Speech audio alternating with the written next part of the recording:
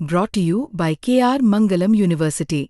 We provide you the platform to turn your dreams into reality. Give wings to your aspirations with KR Mangalam University.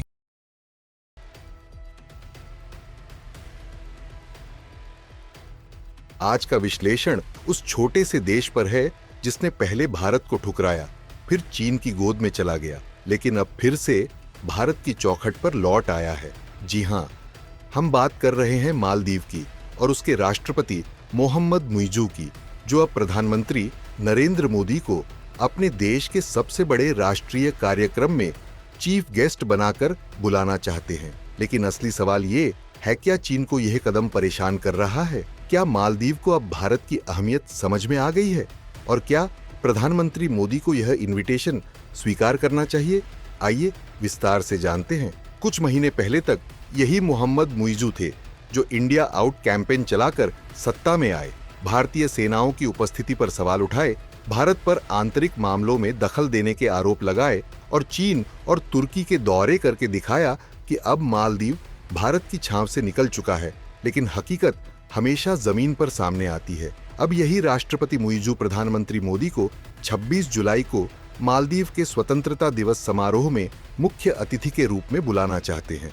Maldives को British औपनिवेशिक शासन से 26 जुलाई 1965 को आजादी मिली थी और इस दिन को मालदीव बहुत गर्व और धूमधाम से मनाता है। इस बार खबर है कि मालदीव सरकार ने भारत के प्रधानमंत्री श्री नरेंद्र मोदी को चीफ गेस्ट बनाने का फैसला किया है और इसके लिए खुद मालदीव के विदेश मंत्री अब्दुल्ला खलील भारत दौरे पर आए थे।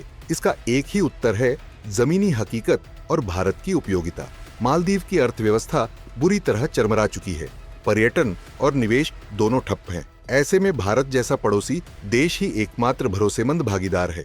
भारत ने मालदीव में पुल, सड़कें, अस्पताल और सोशल हाउसिंग जैसे कई प्रोजेक्ट्स शुरू किए हैं जो अब अधूरे पड़े हैं। मालदीव की जनता आज भी भारत को सबसे विश्वसनीय दोस्त मानती है।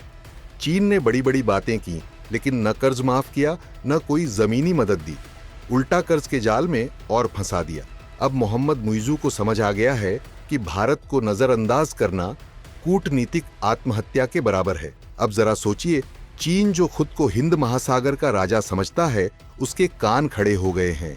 अगर भारत के प्रधानमंत्री मालदीव जाते हैं और वहां आर्थिक पैकेज, ग्रांट्स और नए समझौते करते हैं, तो चीन के लिए ये सीधा डिप्लोमेटिक झटका होगा, क्योंकि मालदीव हिंद महासागर की रणनीतिक चाबी है और भारत वहां फिर से मजबूती से लौट रहा है। अगर प्रधानमंत्री मोदी यह इनविटेशन स्वीकार करते हैं तो वो खाली हाथ नहीं जाएंगे। ये तय है, भारत की तरफ से हो सकते हैं नई वित्तीय सहायता, अधूरे प्रोजेक्ट्स को रिस्टार्ट करना, डिफेंस कून ऑपरेशन की नई डील, मालदीव में नई टेक्नोलॉजी और मेडिकल सहायता। यानी कि यह केवल एक दौरा नहीं, यह डिप्लोमेटिक मास्टर स्ट्रोक हो सकता है। अब सवाल है कि क्या प्रधानमंत्री मोदी को मालदीव जाना चाहिए? इसका जवाब है सटीक रणनीति के साथ हाँ, क्योंकि इससे भारत की नेतृत्व क्षमता फिर से स्थापित होगी। मालदीव को दिखेगा कि भारत सिर्फ आलोचना नहीं, मदद भी करता है। चीन को मिलेगा कड़ा संदेश, भारत अपना प्रभाव किसी को नहीं देने वाला।